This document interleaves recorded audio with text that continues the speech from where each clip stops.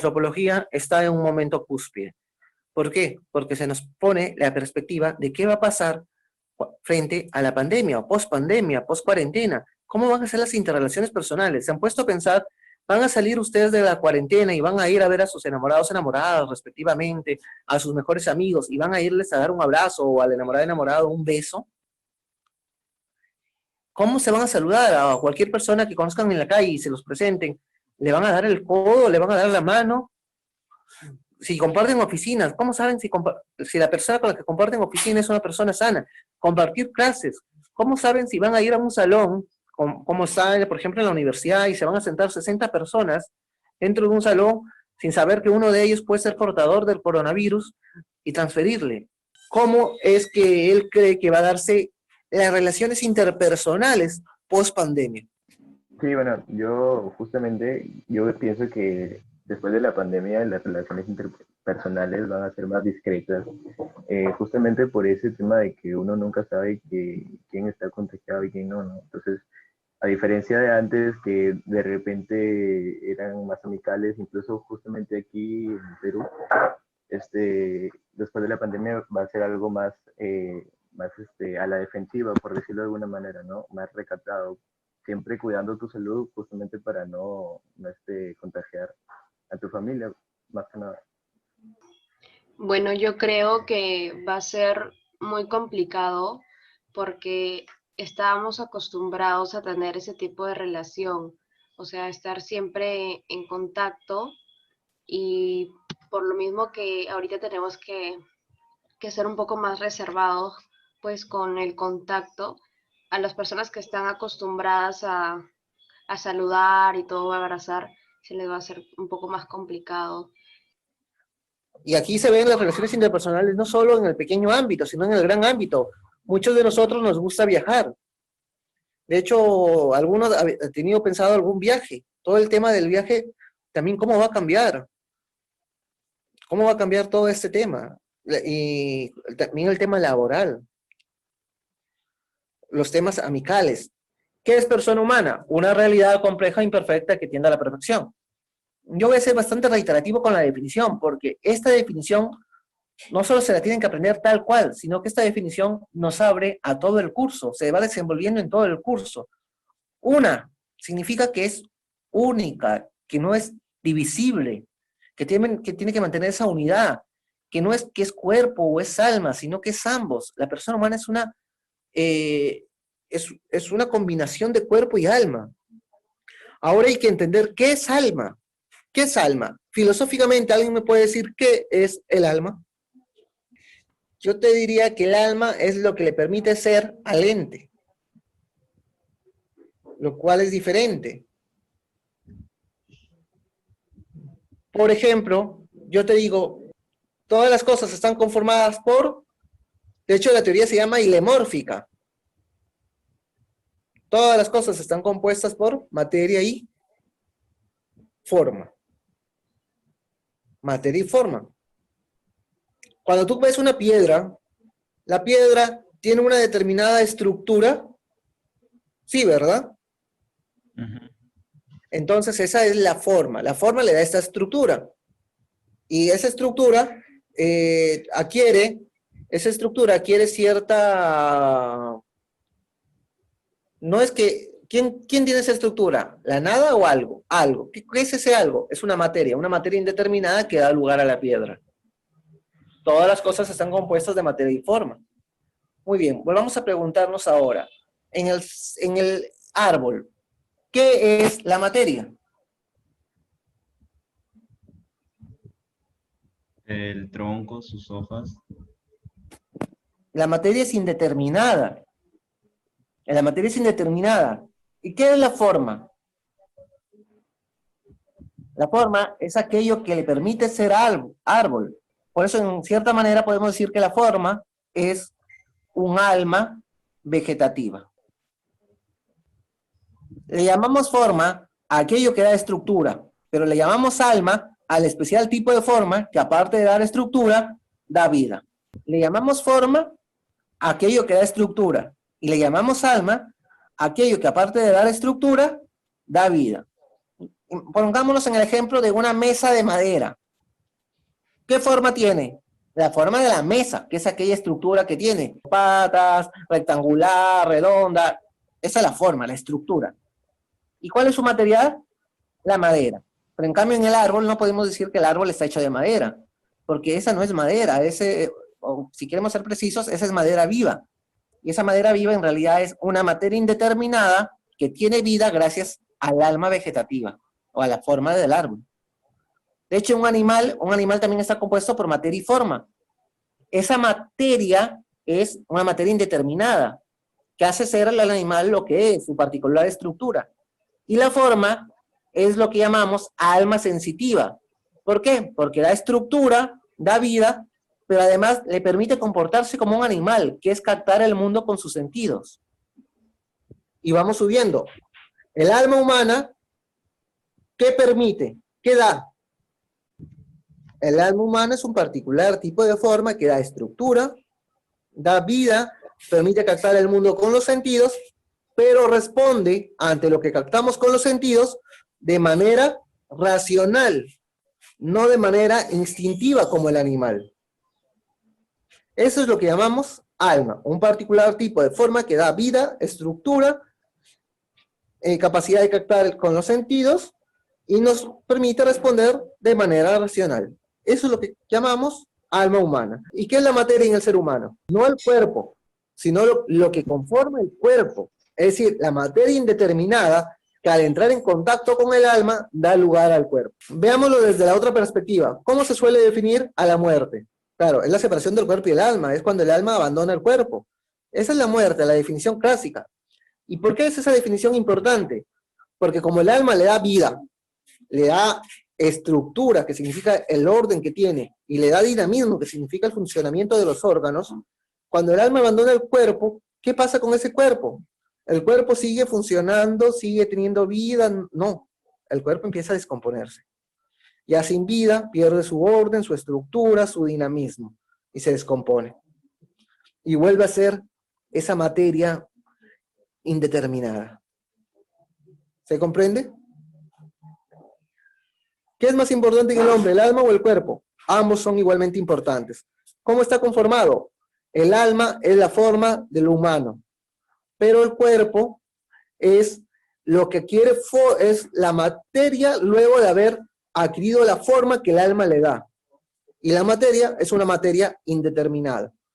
Cuando Aristóteles habla de materia, nos dice, hay materia que nosotros vemos, como por ejemplo puede ser la madera. Pero cuando nos preguntamos de qué está hecha la madera, nos estamos preguntando de una materia que nosotros no vemos, pero que sí entendemos con nuestra cabeza, con nuestra inteligencia. Y a esa materia la llamamos indeterminada. Podemos hacer esta comparación, si lo siguen viendo un poco lejano. La materia indeterminada no son los átomos, no son las partículas, pero imagínense algo así. Imagínense algo así. De hecho, la materia indeterminada vendría a ser aquello que forman a los átomos y a las partículas. Pero imagínense los átomos y las partículas. Nosotros cuando vemos un tronco, ¿vemos átomos y partículas? No. Pero están los átomos y partículas conformando. Y cuando vemos un animal, ¿están los átomos y partículas? No, pero también están los átomos y partículas conformando. Algo así se refiere a Aristóteles cuando habla de materia indeterminada. Aquello que está detrás, que no vemos, pero que nuestra inteligencia nos dice que conforma la realidad. Muy bien, entonces ya pasamos de una, ahora pasamos a realidad. Si se dieron cuenta, esta explicación es bastante potente. Cuando hablamos de realidad, vamos a hacerlo fácil. Estamos diciendo que es un ente. Cuando decimos lo real, ¿qué característica tiene lo real? Todo lo real es. Lo real es. Pero aparte de ser, existe. Porque el unicornio también es. Y el unicornio también es percibido en tus sentidos cuando lo ves en un dibujo, cuando lo ves en un peluche, pero el unicornio no existe. El unicornio no existe.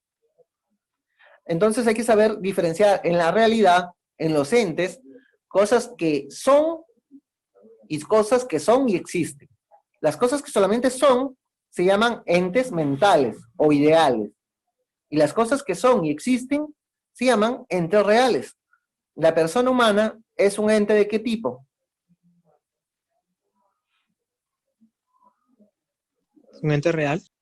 Es un ente real. La persona humana es un ente real. Luego tenemos compleja. Ya les dije que cuando hablamos de compleja tenemos que diferenciar entre simple y complicada. La persona humana es compleja. Compleja significa que tiene varias dimensiones. Simple es una, complicada también varias. Pero complicada significa que las dimensiones de la persona humana están en conflicto entre sí. Cuando hablamos de complejo, decimos que las dimensiones de la persona humana guardan coherencia entre sí. La dimensión individual guarda coherencia porque la dimensión individual es la que se expresa en la dimensión social. Es decir, no es que la dimensión individual es separada de la dimensión social. Algunos dicen, es que una cosa es lo público y otra es lo privado.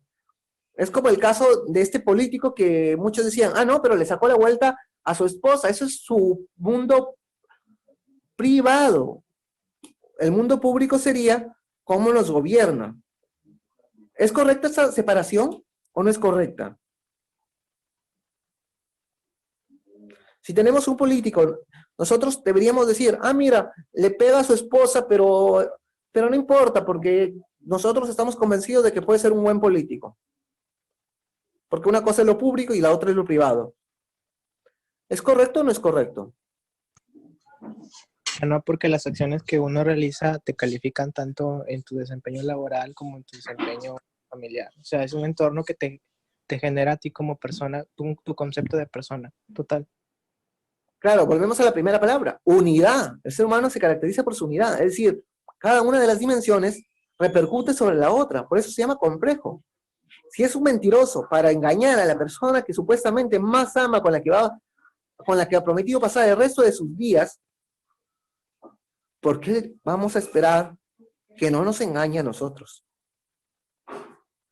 ¿Por qué vamos a esperar que no nos engañe a nosotros? Si a la persona que más ama, con la que va a compartir toda su vida, le es infiel. ¿Comprendemos eso? Si le pega a sus hijos, a los que tiene que educar, ¿cómo podemos buscar que eduque a la comunidad? No lo podemos esperar. La persona es como es en cada dimensión de su vida. La persona es como es en cada dimensión de su vida. Si vemos que en una dimensión se comporta de una manera y en otra dimensión de otra manera, lo que estamos viendo ahí es a alguien hipócrita. A alguien hipócrita. Compleja. Tenemos, ya les dije, la dimensión individual, la dimensión social, pero también tenemos la dimensión material, que es nuestro cuerpo, y la dimensión espiritual, que es nuestra alma. Y cada una de las dimensiones tiene una serie de exigencias y necesidades. Por eso es que aparece la otra palabra, imperfecta. Cada una de las dimensiones tiene una serie de exigencias y necesidades. Una necesidad individual, ¿cuál sería? De la dimensión individual es tu interioridad. Por ejemplo, una necesidad es que los demás no se enteren de lo que tú guardas de reserva. Otra es de que nadie te obligue a ti a pensar de un modo diferente del que tú quieres pensar. Esas son de tu ámbito individual, de tu ámbito interior. No quieres que nadie se meta ahí. Imagínate que alguien sabe un secreto tuyo y lo divulga. Esa es tu interioridad revelada, vulnerada. Ya, dime. Una necesidad de la dimensión social sería interactuar con otras personas, dialogar, generar amistades. Perfecto, sí. De la dimensión material, Podría ser la necesidad de alimentación. perfecto, muy bien. De la dimensión espiritual, Espiritual podría ser la tranquilidad, quizás. ya. De hecho, la dimensión espiritual termina siendo un poco complicada porque solemos confundir. Así como el concepto de alma que les he dado no es un concepto de alma de la religión, si se pudieron dar cuenta, entonces con el concepto de espiritual también cambiamos. ¿Qué es el espíritu? ¿A qué le llamamos espíritu? ¿Los animales tienen espíritu? ¿El árbol tiene espíritu? Hemos dicho que el árbol tiene alma. que el animal tiene alma, que el ser humano tiene alma, pero el animal ni el árbol tienen espíritu. ¿Qué es el espíritu? El espíritu es el alma racional. Ese es el espíritu. Y cuando yo digo necesidades de orden espiritual, ¿qué estoy diciendo? Las necesidades que brotan de la razón humana. Entonces ahí ya arreglado, ¿qué necesidad brota de tu razón? A ver, ¿qué es alma? Alma es un especial tipo de forma que da estructura y vida. Ese es el alma. El alma vegetativa, aparte de la estructura y vida, da las funciones básicas. El alma sensitiva, que es la de los animales, aparte de la estructura y vida, da funciones básicas más capacidad de captar, no lo que sentimos, sino capacidad de captar con los sentidos. Capacidad de captar con los sentidos. Con los sentidos capta el mundo, el animal. Pero el animal responde de forma instintiva. En el ser humano, el alma, aparte de ser una estructura, aparte de dar vida, aparte de dar las funciones básicas que son nutrición, crecimiento y reproducción, da la capacidad de captar con los sentidos y además da el uso de la razón. Y como da el uso de la razón, a esa alma humana le llamamos alma racional. Y al alma racional es a la que le llamamos espíritu. ¿Se comprende? Sí, sí, sí. Entonces ahí podemos generalizar el término alma para todos los seres vivos, pero el alma racional ya se encargaría de lo que es el espíritu. Por eso decimos que las personas humanas somos los que tenemos espíritu, más no los animales u otros seres vivos. Claro. Ahora, cuando yo digo una necesidad espiritual, ¿cuál sería? Aprender. La educación es una necesidad de orden espiritual, porque responde a la razón humana que necesita desarrollarse. Detrás de toda necesidad espiritual va lo que llamamos la búsqueda de la verdad. En ese sentido, también es una necesidad espiritual el tema de la fe religiosa, de la verdad religiosa, el saber cómo es un Dios y cómo interactúa Dios con las personas, porque responde a la necesidad de la razón de saber sobre lo religioso. Por eso no hay que excluir ese tema, pero ese tema es igual que el arte, igual que la educación, que la formación de una carrera, porque es todo aquello que brota de la razón humana. Muy bien, entonces, ¿qué tenemos? Que esa realidad imperfecta que somos, realidad compleja e imperfecta que somos, tiende a la perfección. ¿Qué significa que tiende a la perfección? Que busca cubrir las exigencias y necesidades que brotan de las dimensiones humanas con la consecución de bienes. ¿Qué es un bien? Un bien es todo aquello que perfecciona a la persona humana. Pero ¿qué puede pasar con los bienes? ¿Hay algún bien que no nos perfeccione? ¿Serían los bienes aparentes? Sí, exacto, los bienes aparentes. ¿Por qué son los bienes aparentes? Aquello que nosotros observamos como bienes, pero en realidad no lo son, no lo son. Nos estamos confundiendo. Y como somos imperfectos, nos podemos confundir.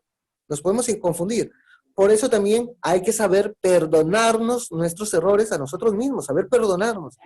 También perdonar a los demás, sí, pero a nosotros mismos. Muchas veces nosotros nos reprochamos bastante algo, ¿no? Vale, hay que saber perdonarnos nuestros errores. Hay veces que vemos algo como bienes aparentes y no lo son. Eso sí, no tropecemos 2 veces con la misma piedra, ¿no? Visión personalista. ¿Qué nos dice la visión personalista? Es que nosotros no vamos a enfocar al hombre en abstracto. Porque antes se estudiaba, por ejemplo, antropología y se decía, el ser humano es tal cosa, el ser humano está compuesto así, el ser humano es lo de acá. Pero no, nosotros nos vamos a enfocar en el hombre en concreto, en el hombre que vive día a día. Por eso les pregunté, ¿cómo será el ser humano después de la cuarentena? ¿Cómo será alguien que esté viviendo toda esta cuarentena solo? Que le haya tocado vivir solo la cuarentena. De hecho, esta persona que está sola en la cuarentena, le digo, comuníquese constantemente, comuníquese con sus familias, comuníquese con sus amigos, porque no puede pasar la cuarentena solo. El ser humano es un ser social. Eso es lo que nos preocupa en este curso de antropología, nos preocupa la persona en concreto, la persona existiendo, la persona buscando su finalidad teleológica, es decir, su perfeccionamiento. No nos preocupa estudiar un criterio abstracto de lo que es persona humana. ¿Se comprende? Esa es la visión personalista. que nos preocupamos por la persona en sí misma, no por un concepto. De hecho, se suele decir que la gente se ha preocupado mucho tiempo por la humanidad, pero se ha olvidado del ser humano. No sé, ¿alguna vez ustedes han donado, por ejemplo, la donación para los niños pobres de África? ¿Quiénes son los niños pobres de África? Son un abstracto, no existen. No existen para ustedes, no los ven ustedes. Pero, ¿qué sí existe? Existen, por ejemplo, en la Tortuga, los niños pobres de la Tortuga. Los niños pobres que piden limosna en la ciudad. Y esos niños pobres, nosotros los olvidamos. Nos hemos distanciado de ellos, ya no los vemos. Hoy día estamos nosotros medio molestos porque no salimos, no podemos ir a bailar quizás, porque estamos recluidos en la casa, porque el delivery está suspendido, y ya no puedo pedirle mi comida favorita, encerrado en los restaurantes. Hay gente que tiene que salir, y nosotros la criticamos, le decimos inconscientes, pero gente que tiene que salir porque no puede seguir con el estómago vacío. No pueden seguir con el estómago vacío. Gente que no tiene dinero, gente que vive del día a día, gente que no ha tenido reservas. Debemos saber preocuparnos por ese tipo de gente, que no son diferentes a nosotros. Tienen una situación económica diferente, sí, pero humanamente son igual que nosotros. Y nosotros generalmente pensamos en abstracto y no en concreto. Tenemos que empezar a pensar en concreto. El curso de antropología quizás es el curso más importante que están llevando en este semestre y que van a llevar en esta situación. Yo no lo hubiera dicho de esta manera. Si bien sé que es un curso muy importante porque estudio el ser humano, no que voy a decir esto, que es quizás el curso más importante, porque es un curso que los está preparando en una situación diferente. Se va a ver el mundo de una manera diferente, post-cuarentena y post-pandemia. ¿Ustedes imaginaban algo así? ¿O solo lo veían en las películas, tipo Guerra Mundial Z? ¿Alguno de ustedes realmente imaginó que esto podría pasar? Teorías del origen de la vida. Ya les había dicho que no hay una confrontación entre el evolucionismo y el creacionismo. En realidad, lo que sí molesta un poco, si podemos decirlo así, es un cierto tipo de evolucionismo. Es el evolucionismo que llamamos emergentista. ¿Qué es lo que nos molesta? Lo que nos molesta ante todo es la palabra emergentista. ¿Por qué nos molesta la palabra emergentista? Porque la palabra emergentista se basa sobre todo en el azar. ¿Se comprende eso? Ya habíamos dicho la vez pasada, el evolucionismo está en contra de la teoría de la creación. ¿El evolucionismo está en contra del creacionismo? No, no está en contra. El creacionismo acepta la evolución. Lo que no acepta es el azar. Porque el creacionismo lo que postula es la existencia de una inteligencia ordenadora. El evolucionismo no diferencia entre el proceso de hominización y humanización. No diferencia estos dos procesos. Uno es un cambio corporal y el otro es un cambio cultural. Sin embargo, el creacionismo sí realiza una diferencia. Para él, esos dos procesos son totalmente diferentes. Son procesos diferentes. Para el evolucionismo no. Para el creacionismo, el proceso de hominización ha cambiado, se ha detenido. Mientras que el proceso de humanización, que es un proceso cultural, sigue y va a seguir por buen tiempo. Las características de los seres vivos. Voy a insistir aquí en un punto. No confundan las características de los seres vivos con las características de la persona humana. También son 5. Y la mayoría suele confundirlas. Desde que empecé a dictar el curso, suelen confundirlas. Suelen equivocarse en el examen final, en el parcial cuando hay parcial o en las prácticas. Y suelen poner las características de la persona humana en las características del ser vivo y las características del ser vivo en las características de la persona humana. Así que eviten esa confusión. Desde ahora, nótense bien, características del ser vivo, ¿cuál es? Automovimiento. La capacidad que tiene el ser vivo de moverse a sí mismo. Unidad. Los seres vivos no pueden dividirse sin que mueran, sin que dejen de ser. Inmanencia. Los seres vivos realizan operaciones cuyos efectos quedan dentro del sujeto. autorrealización. Los seres vivos tienden a una plenitud, a un perfeccionamiento, ritmo cíclico y armónico. Su movimiento se repite una y otra vez. Un ejemplo de cada uno. ¿Alguien que me pueda dar un ejemplo de cada una de las características de los seres vivos? Claro, algunos suelen poner el ejemplo de la estrella de mar. ¿Qué pasa con la estrella de mar? Cuando se parte, surgen dos nuevas estrellas. Pero justamente es eso. Surgen dos nuevas estrellas. Las estrellas de mar que existían dejaron de existir. La anterior dejó de existir. Si nos dividimos, dejamos de existir. De autorrealización, podría ser que constantemente vivimos estudiando para lograr, no sé, de repente un título, un bachiller o algo, pero desde pequeños estamos en constante preparación para lograr algo. Y esa es Claro, como que la búsqueda del autorrealización, ese autoperfeccionamiento está desde el animalito que nace y toma leche de su mamá y luego aprende los instintos de cacería o de escape del predador. ¿Por qué? Porque también está la autorrealización en ellos, en los animales. También está en el árbol que busca el sol y que profundiza su raíz buscando agua. ¿Cuál es la diferencia? Dice Aristóteles, esa autoperfección, esa búsqueda de perfección en el ser humano recibe un nombre diferente. felicidad. Felicidad. Aristóteles dice, todos los seres vivos buscan la perfección, pero la búsqueda de la perfección y el alcance de la misma en el ser humano recibe el nombre de eudemonía o felicidad. Entonces, cuando yo diga, y buscamos la perfección, no estoy diciendo otra cosa que la búsqueda de la felicidad, en busca de la felicidad. Automovimiento podría ser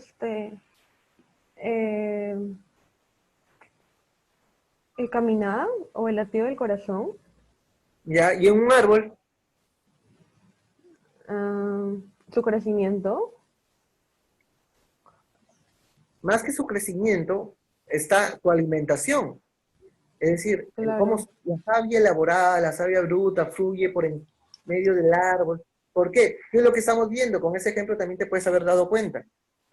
Que estas características están en todos los seres vivos, pero están en diferente intensidad. El árbol tiene estas características en una intensidad más o menos suave. El animal tiene estas características más pronunciadas. Y el ser humano las tiene aún más pronunciadas. Quería hablar sobre la inmanencia. Dime. Ya, más o menos siento que se puede referir a las acciones como más básicas, que serían el respirar, el comer, o el alimentarse en el caso de los animales. Ya, la inmanencia. En el árbol y en el animal vas correcto. Pero en el animal también se desarrolla de otra forma. ¿Y en la persona humana cómo se desarrolla? También con no tanto con los sentimientos, sino el sentir, el pensar, el reír. En el ser humano, la inmanencia adquiere una forma especial llamada intimidad. Y de hecho la intimidad va a ser la primera característica del ser humano. Okay. El ser humano, esa inmanencia, esa riqueza interior se transforma en intimidad. Quería hablar sobre el ritmo cíclico y armónico. Coméntame. Ya, creo que en el caso de la persona, o sea, esta nace, tiene un periodo de infancia, adolescencia, adultez, y durante un periodo de su vida ha tenido un descendiente, o sea, un hijo, y este hijo vuelve a pasar por lo mismo y así sucesivamente, o sea, el proceso de nacer, crecer, reproducirse y morir. Ya, también, es cierto. Sin embargo, también podemos poner como ejemplo, ¿qué podemos poner como ejemplo? Podemos poner la salida del hogar en la mañana, el trabajo y el regreso en la noche, es otra forma de un ritmo cíclico y armónico. Podemos poner el celo o la menstruación que se da temporalmente, mensualmente, ese también es ritmo cíclico y armónico. Porque la vida humana guarda un ritmo, guarda una armonía, una repetición. Yo tengo una duda acerca de la diferencia entre ritmo cíclico y ritmo armónico. ¿Qué es lo que los diferencia? En realidad no es que sea un ritmo cíclico y un ritmo armónico, sino que es lo mismo. Es decir, es el mismo ritmo, que cíclico se refiere a la repetición y armónico significa que esa repetición está ordenada o vinculada con toda la realidad. Que no es una repetición vana, sino que es una repetición con una finalidad o una causa. Acá están los niveles de vida, vegetativo, sensitivo, intelectivo.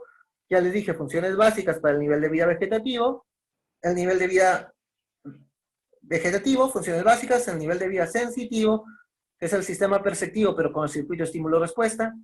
¿Qué significa el circuito estímulo-respuesta? Los animales responden con instintos. No pueden cambiar su forma instintiva de responder. El nivel de vida intelectivo, que rompe el circuito estímulo-respuesta con la razón. Ustedes no responden con instintos. Ustedes eligen cómo responder. Eligen cómo responder. Y tienen un fin último superior a los demás fines materiales, que es la felicidad. Los medios no nos vienen dados. Por ejemplo, en el animal, en la gacela, sus piernas, que es capaz de correr a velocidades para escapar del predador. En el tigre son sus colmillos, sus garras. Los medios les vienen dados. En el ser humano no. Si ustedes colocan un bebé de otra especie, después de ser alimentado unos cuantos días, en algunos casos más, 2 meses por lo menos, estos empiezan a defenderse, empiezan a correr. De hecho, en la sabana, los bebés nacen, esperan un momento y ya están corriendo, ya se están moviendo porque pueden ser capturados. Un bebé humano, ¿qué probabilidades tiene de sobrevivir sin el cuidado de la familia? Ninguna. Nosotros somos deudores de una familia, de un acogimiento. Somos deudores. Esa deuda, ya les dije, recibe el nombre de piedad. Nosotros, desde el inicio, somos sociales, porque desde el inicio necesitamos del otro para poder existir, desarrollarnos. Muchos quieren vivir individualmente, egoístamente, aisladamente, pero no se dan cuenta de que somos seres sociales. Ante todo, somos seres sociales. El alma como principio vital. ¿Qué significa que el alma sea principio vital? Que el alma da vida. Que el alma da vida. El ser humano existe una dualidad, no dualismo.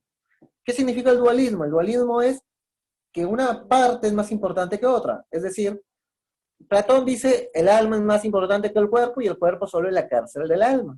En Platón, ¿qué tipo de dualismo es? ¿Qué tipo de dualismo vemos en Platón? Cuando Platón dice el cuerpo es la cárcel del alma y el alma es más importante que el cuerpo. El dualismo espiritual, donde prevalece el alma.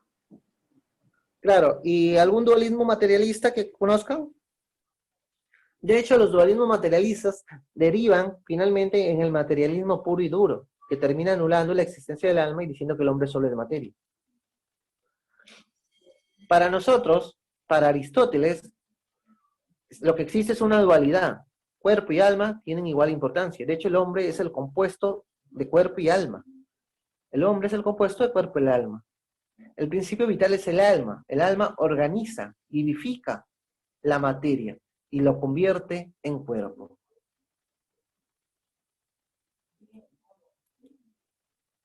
Luego viene el conocimiento sensible.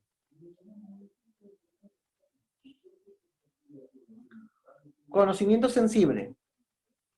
Debemos preguntarnos, ¿cómo conoce el ser humano? ¿Cómo conoce el ser humano? El ser humano conoce sobre todo en base a su inteligencia, pero el animal conoce en base a sus sentidos. ¿Y el ser humano conoce en base a sus sentidos también o no? Claro que el ser humano conoce en base a sus sentidos. Nos preguntamos muchas veces y decimos el ser humano es racional. Antes de empezar a ver el tema del conocimiento, tenemos que responder a la pregunta, ¿qué significa que el ser humano es racional? Ya lo pueden ver ahí. Racional significa que el ser humano tiene inteligencia y tiene voluntad. Y tiene voluntad. La voluntad es, ante todo, la libertad. La voluntad está compuesta o tiene un elemento importante que es la libertad. Muchos consideran que la libertad es la capacidad de elegir, pero la libertad no es la capacidad de elegir, sino que la libertad es la autodeterminación a lo que nos perfecciona, los bienes reales que buscamos. Imagínense, ustedes están en cuarentena y solo tienen una manzana. Hay otra persona que está en cuarentena, y tiene una manzana y una pera. ¿Quién es más feliz? O mejor dicho, ¿quién es más libre? ¿Quién es más libre?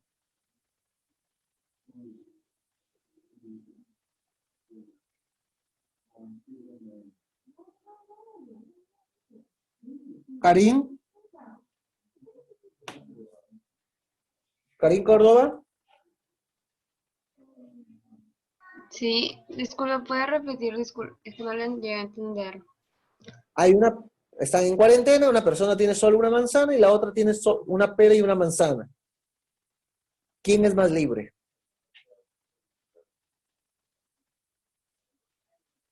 Ambos tienen hambre. Yo creo que ambos tienen libertad porque ellos tienen, o sea, muy aparte de lo que tengan, pueden escoger cuál manzana o pera o cualquier otro producto, no sé. No, yo te estoy diciendo, uno solo tiene una manzana, no tiene más.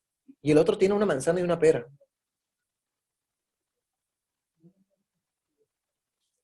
Voy a diferenciar el ejemplo. Son dos personas que han terminado la universidad, uno puede elegir cualquier universidad y carrera. El otro solo tiene la opción de postular a la beca para, no sé, para la Facultad de Educación, y no puede porque no tiene economía, no tiene los accesos, no puede postular a otra universidad para otra carrera. ¿Quién es más libre?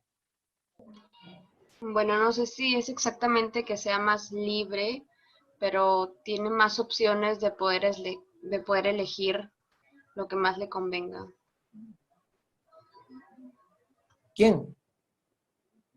El que tiene más opciones de posibilidad de estudiar en una universidad y en la otra. No, los dos son igual de libres porque cada uno puede elegir como no elegir esas opciones, más allá de las dificultades o lo que tengan al exterior. Pero los dos tienen la misma igualdad de libertad. Ya, pero la respuesta está bien, pero la explicación está mal. Es decir, es cierto que los dos pueden elegir o no elegir, pero la libertad no se centra en la capacidad de elegir. La libertad no se centra en la capacidad de elegir, sino que la libertad es elegir lo que te perfecciona. Que entonces, él sabe que se va a quedar sin trabajo, sin oportunidad de progresar en la vida, si no toma la carrera de educación que está becado. Entonces acepta la carrera de educación y postula a educación y estudia educación. Esa persona es igual de libre que aquella persona que tenía 5 carreras como posibilidades, 4 universidades y termina eligiendo una. De hecho, es más libre que esa persona si es que esa persona decidió meterse a las drogas y no estudiar ninguna carrera, por ejemplo.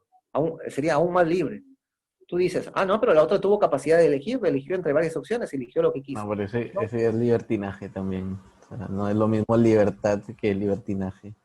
Claro, pero no nos metamos en libertinaje. A mí no me interesa mucho ese concepto. Sino que la libertad no está en la capacidad de elegir. Yo te digo, ¿qué vas a leer? ¿La Divina Comedia o la Odisea? Y el otro dice, yo voy a leer yo solo tengo la Odisea y la voy a leer. ¿Quién es más libre? Los dos. Porque los dos están autodeterminando a la perfección. No hay uno que sea más libre de otro. Porque la libertad no se mide por la capacidad de elegir.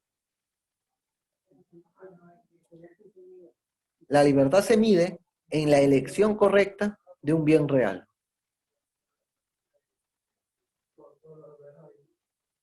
Así sea el único bien real que se te presenta frente a ti.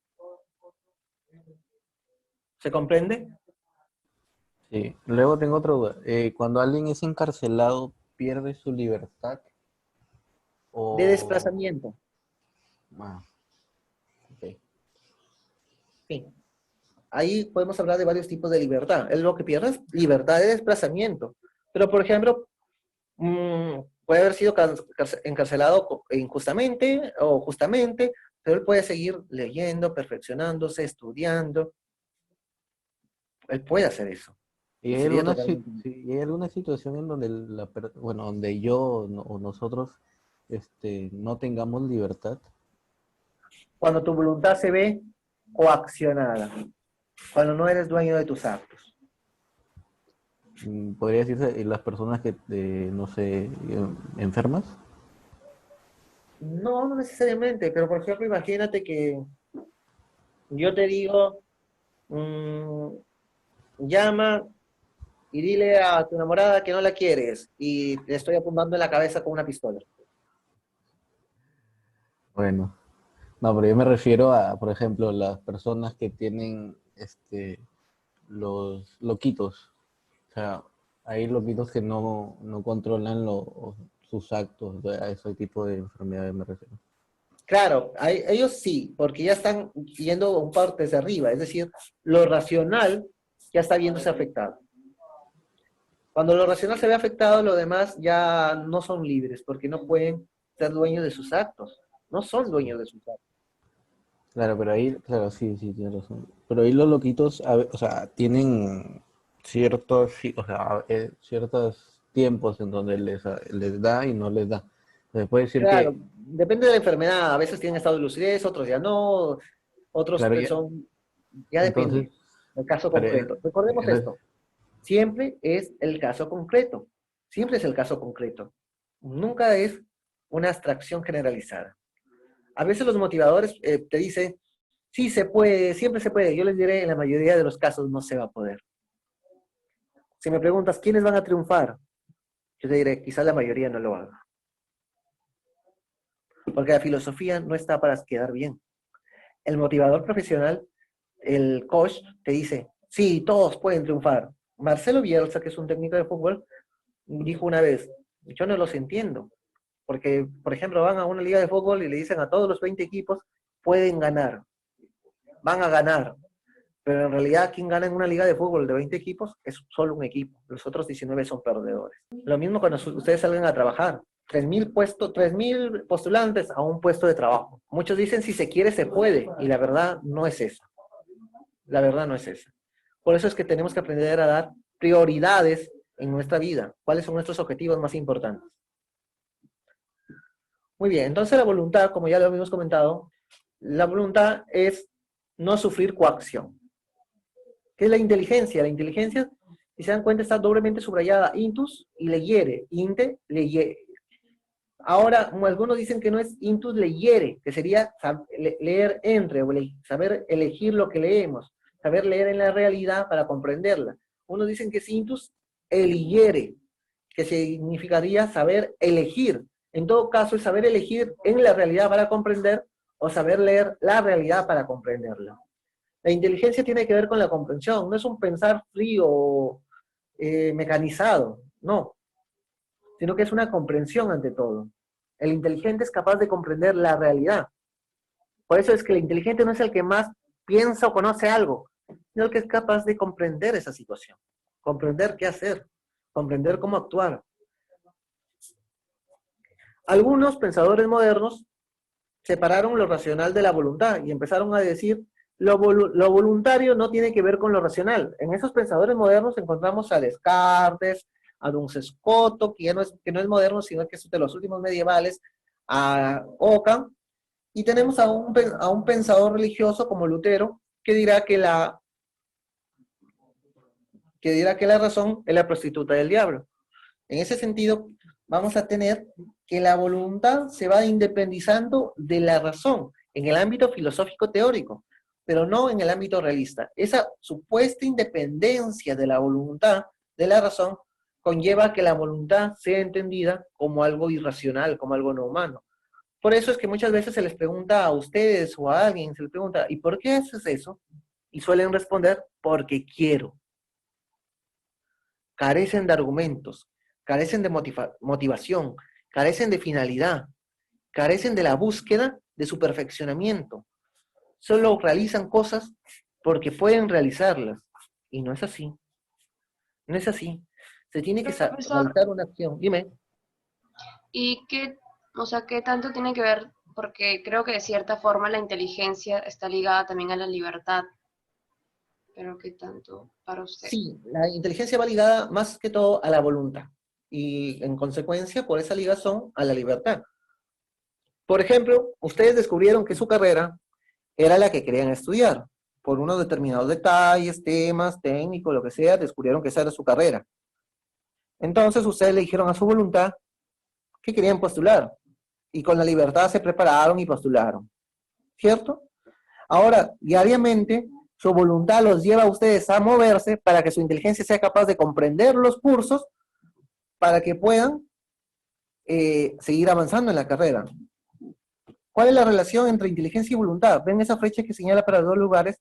Es que las dos se retroalimentan, se impulsan. La inteligencia le presenta cosas a la voluntad para que las quiera, pero una vez que la voluntad las quiere, hace que la inteligencia se mueva para seguir conociendo más de ellas. De hecho, se suele decir la inteligencia conoce la verdad y se la presenta a la voluntad para que la quiera como un bien.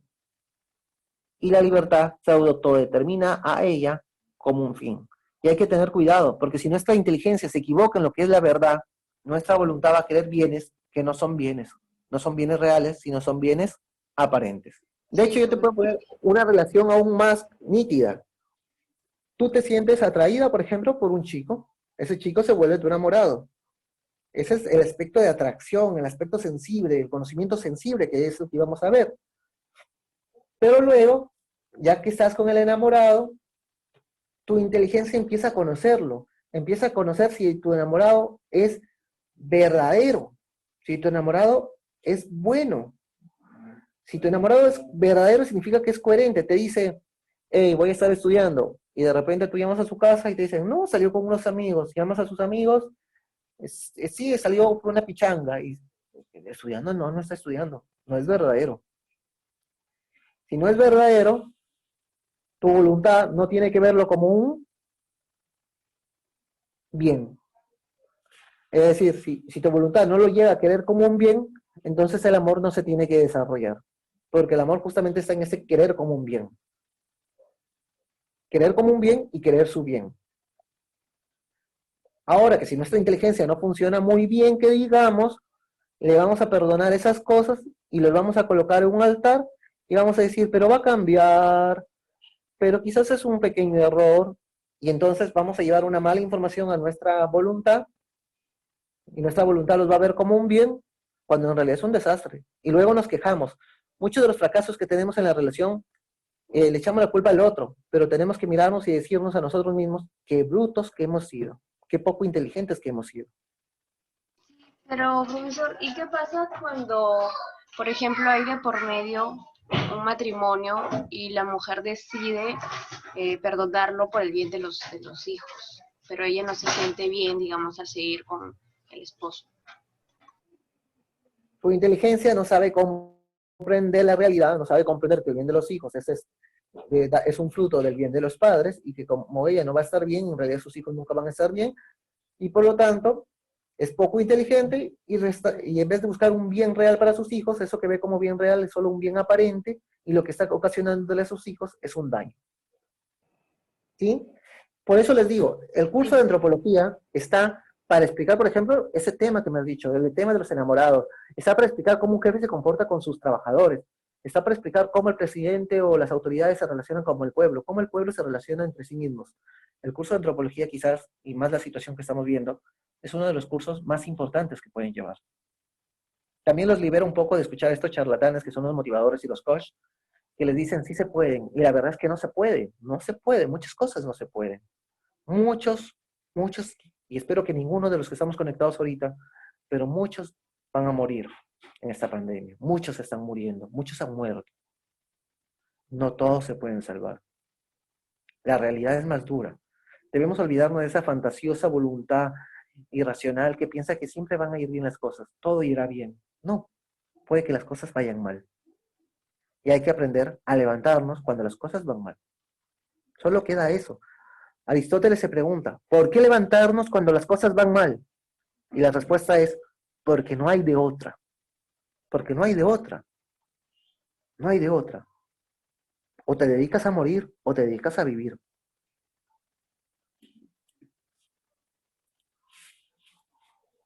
Ven un esquema. Espero que lo puedan ver bien. Nos dice los sentidos. Los sentidos pueden ser internos o externos. Así como les había dicho una frase que deben apuntarla, la inteligencia conoce la verdad y se la presenta a la voluntad para que la quiera como un bien y luego la libertad se autodetermina a ella como un fin. Hay otra frase que tienen que conocer. No hay nada en la inteligencia que no haya pasado primero por los sentidos. Y no hay nada en los sentidos que no se haya originado en la realidad.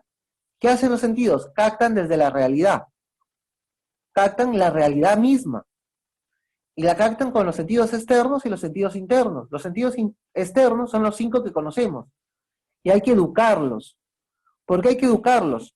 Si yo me pongo a ver todos los días combate, es que tan listo no voy a ser a lo largo de un tiempo. Si yo me pongo a ver todos los días SmackDown, por ejemplo, voy a ser un poquito violento a lo largo del tiempo.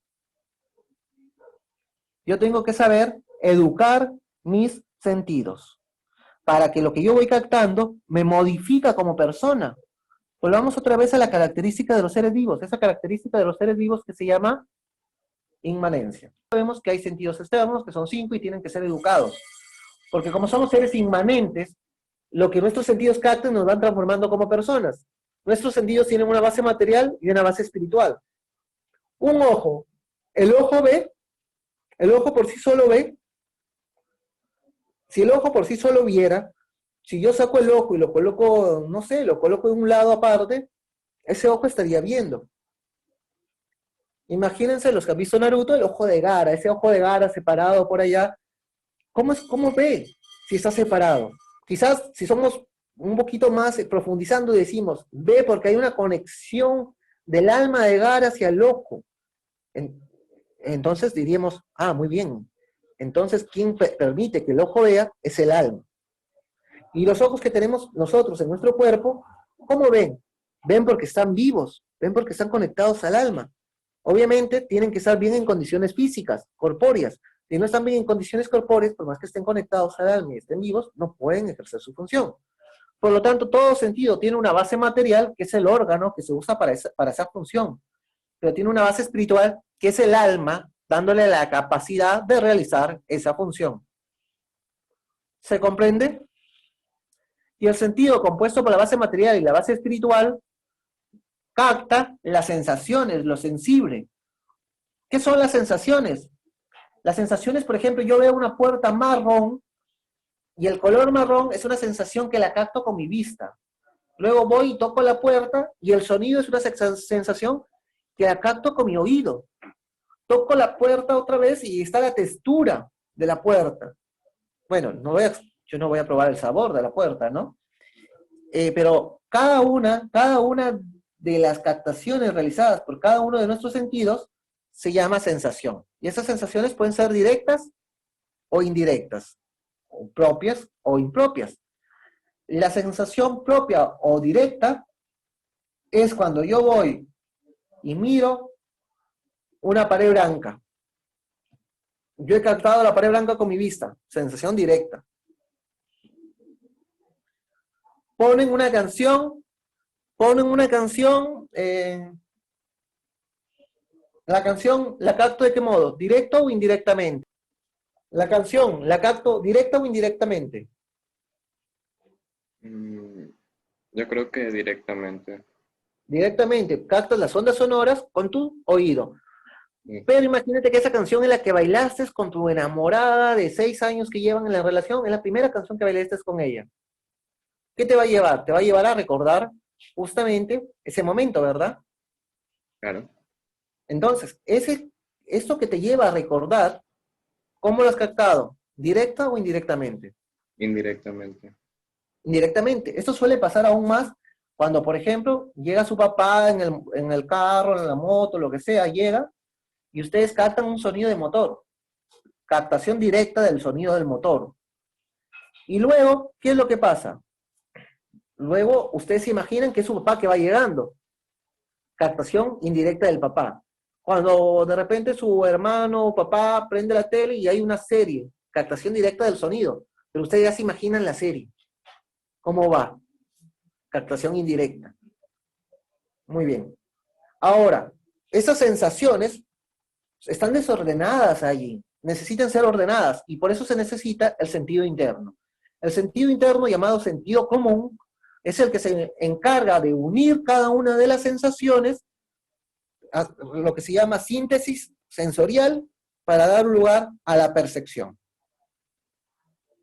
Entonces yo uno el sonido de la puerta, yo uno el color de la puerta, yo uno la textura de la puerta, yo uno cada una de las captaciones de mis sentidos de algo, y una vez que está esta unión es la percepción.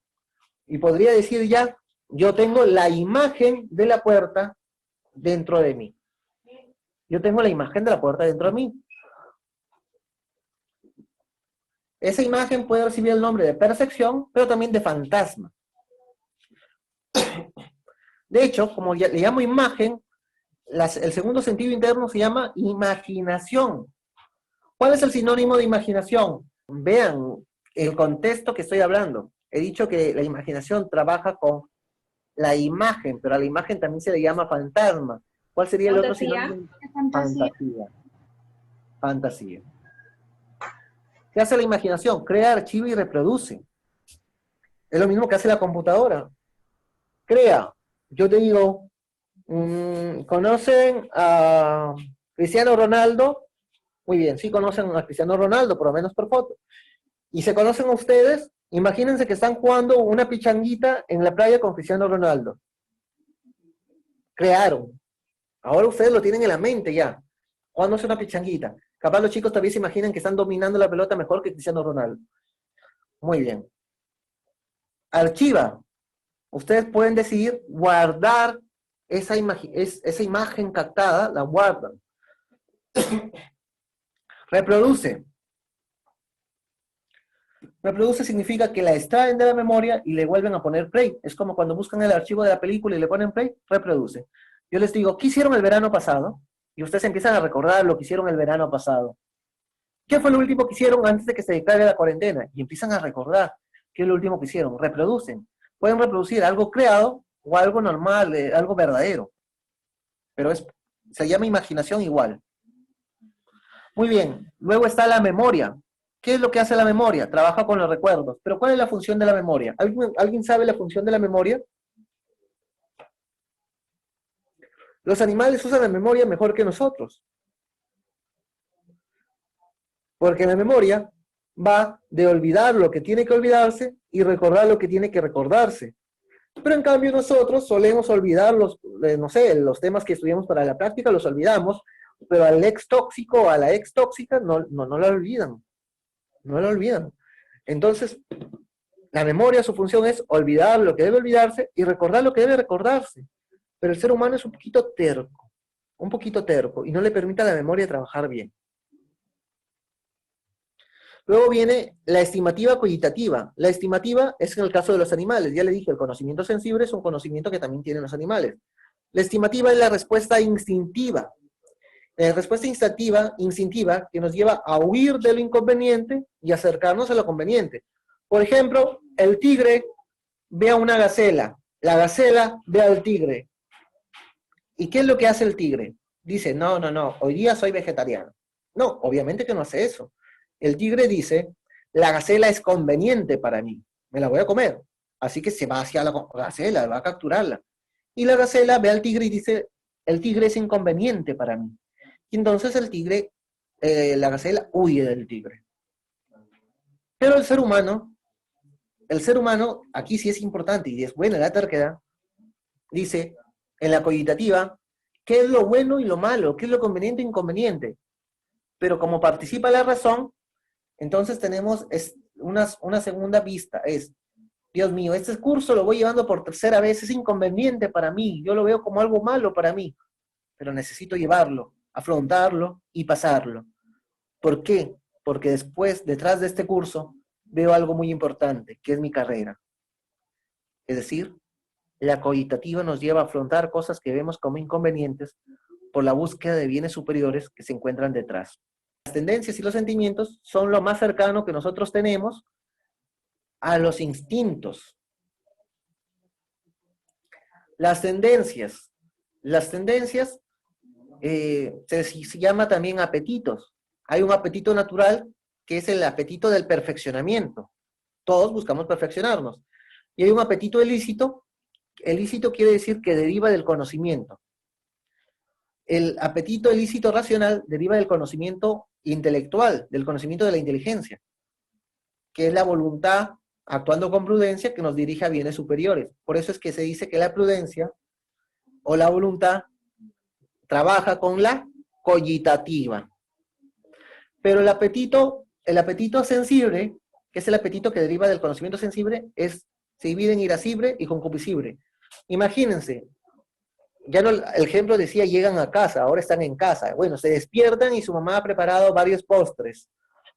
Imagínense que les va a tomar foto porque quiere participar en una exhibición de postres. Pero ustedes se despiertan y ven los postres y se los comen toditos los postres. ¿Por qué apetito se han dejado llevar? Por el apetito concupiscible. Es decir, por los bienes cercanos, no han sabido alcanzar la templanza sobre los bienes cercanos. No han sabido comportarse de manera medida de los bienes cercanos, abusan de ellos.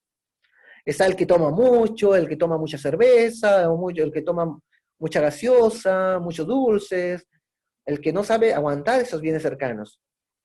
Luego está el apetito irascible. El apetito irascible suele estar asociado al que se rinde por los bienes lejanos.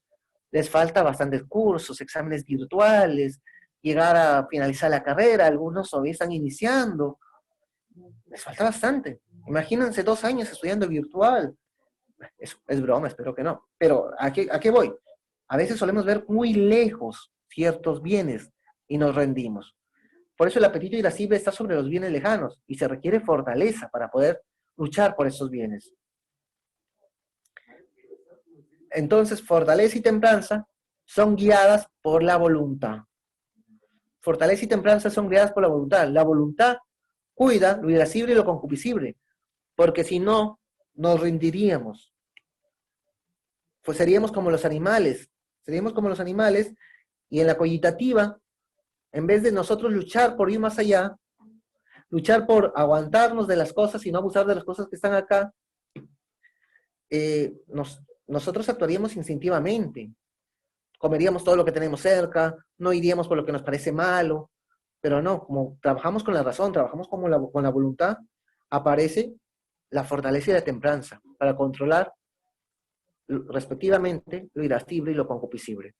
Lo primero que podemos decir de la afectividad es inefable. ¿Qué significa que la afectividad es inefable? Significa que es difícil de explicar, difícil de comprender.